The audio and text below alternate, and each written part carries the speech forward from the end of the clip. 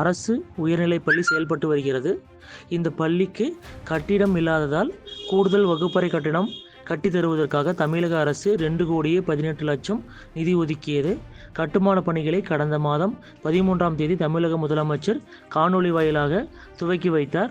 ஒவ்வொரு தொகுதிக்கும் குறிப்பாக நிறைவேற்றப்படாத 10 கோரிக்கைகளை முன்வைக்குமாறு தமிழக முதல்வர் தெரிவித்த நிலையில் அதன் அடிப்படையில் இந்த சேலம் மேற்கு சட்டமன்ற தொகுதியில் இந்த பள்ளி கட்டிடம் இல்லை என்று கூறி அருள் முன்வைத்ததாக கூறியுள்ளார். இந்த நிலையில் இந்த பள்ளிக்கு அதன் அடிப்படையிலேயே கூடுதல் கட்டணம் தமிழக முதலமைச்சர் ஒதுக்கியதாக தெரிவித்துள்ளார்.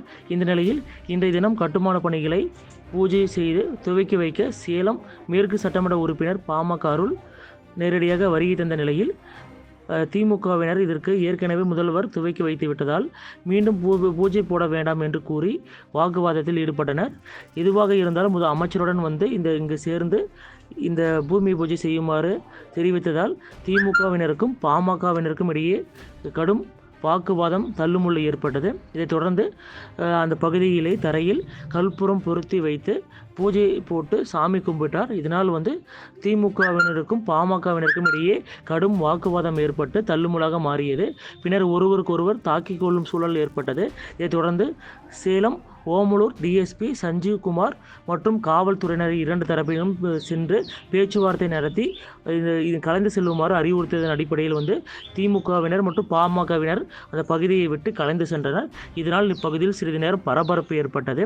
குறிப்பாக நான் பூஜை செய்ய வரவில்லை, இந்த இடத்தை பார்த்து பணிகளை பார்க்கவே வந்துள்ளேன், ஆனால் திமுகவினர் வாக்குவாதத்தில் ஈடுபட்டு தன்னை தள்ளிவிட்டதாக கூறி தற்பொழுது திமுகவினருக்கு எதிராக அருள் தற்போது குற்றச்சாட்டை முன்வைத்துள்ளார்.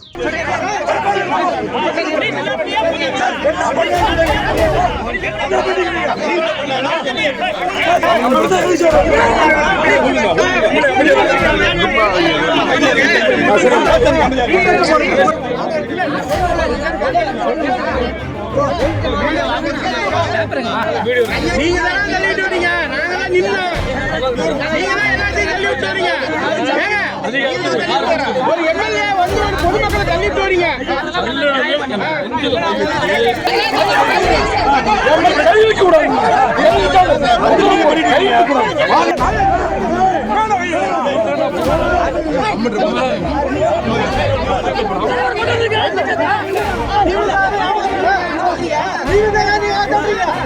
அமைச்சர் அங்கே செய்த பணி நாங்கள் 2 பேரும் சேர்ந்து செய்ய வேண்டிய பணி, அவங்க அதிகாரியோட ஒப்புதலோட தான் இன்னைக்கு பணியை துவக்கிறத பார்வையிட வந்தேன்.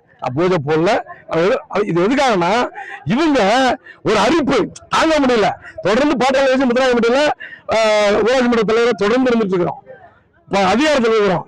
இது பிடிக்காம வேற என்ன அவங்க இடத்துல இதை வந்தாங்க அடிக்கிறாங்க. இன்னும் நான் வரும்போது என் நெஞ்சில கை வச்சது இல்லையா பாத்தீங்க, நபர் சட்டமா பாருங்க, சட்டமா பாருங்க, என் மேல கை வச்சு தள்ளுறாங்க. இதை நான் முதலமைச்சர் இடத்துல நீதி கேட்க இருக்கிறேன். நாளைக்கு சட்டம், நாளைக்கு பட்ஜெட்டு, நாளைக்கு 7ஆம் பட்ஜெட்டு, திங்கட்கிழமை நடக்க இருக்கிற அந்த இதுல உரையாடல முதலமைச்சர் அவரை சந்தித்து அண்ணா நியாயமா தர்மமா என் தொகுதியில போகக்கூடாதுன்னு சொல்லி உங்க கட்சிக்காரன் சொல்றாங்களே, நியாயமான்னு சொல்லி அவர்கிட்ட மன்றாடி கேட்க போகும். உயர்நிலை பள்ளியாக தரம் உயர்த்திய தமிழக முதல்வர் அதுக்கு நிதி உதவி அளிச்சாரு. நிதி உதவி அளிச்சு 13/2/2025 அன்னைக்கு அடிக்கல் நாட்டிட்டாரு. அடிக்கல் நாட்டின பள்ளிக்கூடத்துக்கு சேலம் மேற்கு சட்டமன்ற உறுப்பினர் இன்னைக்கு பூஜை போடுறேன் அப்படின்னு எங்களெல்லாம் தரந்தாழ்ந்து கெட்ட வார்த்தையில பேசிட்டு எங்களெல்லாம் இடிச்சு கீழே தள்ளிட்டு மேலே போறாரு. நாங்க அவர் எதுவும் தாழ்மையான கருத்தா தான் கேட்டோம். முதலமைச்சர் போட்டிருக்கும் போது நீங்க எப்படிங்க திருப்பி வரீங்க, எங்க அமைச்சரையும் வர சொல்லுங்க, அப்பாயின்மெண்ட் வாங்கி கூட்டிட்டு வரோம், நாங்களும் ஒரு 2 பேரும் ஒட்டுதான் வாங்கன்னு கேட்டோம். அதுக்கு உங்க அமைச்சர்லாம் நாங்க கூப்பிட முடியாது, என் சட்டமன்ற தொகுதி இது, நான் தான் எல்லாம் பண்ணுவேன், எனக்கு தான் எல்லா ரைட்ஸும் இருக்குது அப்படின்னு எங்களை கட்சிக்காரெல்லாம் சேர்ந்து கீழே தள்ளி விட்டு பொதுமக்களை தள்ளி விட்டு புது போனாரு. இது நாங்க எதுவும் கேட்க முடியல. மீண்டும் கேட்ட கெட்ட வார்த்தையில தகாத வார்த்தையில பேசுறாரு. அடியாள கூட்டு கல் எடுத்துட்டு எங்களை தாக்க வர்றாரு. இதுக்கு அந்த பள்ளிக்கூடத்துக்கு ஒரு சிறு துரும்ப கூட அவர் கிள்ளி போடல. ஏற்கனவே இங்க தீர்மானம் போட்டு கொடுக்க சொன்னோம். அதுக்கு அவரு கட்சி சார்ந்த தலைவரே போட்டு கொடுக்க முடியாது, அப்படின்னு சொல்லிட்டு போனாரு. இன்னைக்கு வந்து அவங்க தான் எல்லாம் பண்ண மாதிரியும் நாங்க எதுவும் பண்ணாத மாதிரியும் அவர் வந்து ஒரு சீனை கிரியேட் பண்ணிட்டு பூந்து போறாரு. இது எந்த விதத்துல நியாயம் எங்களுக்கு தெரியல. இப்ப எல்லாத்தையும் தகாத வார்த்தையில பேசுறாரு. இந்த இடத்த வந்து பொதுமக்களும் திமுக கட்சிக்காரங்க நிறைவே கொடுத்துருக்குறோம்.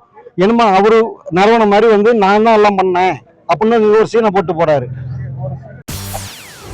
செய்திகளை உடனுக்குடன் தெரிந்து கொள்ள உடனே சப்ஸ்கிரைப் பண்ணுங்க.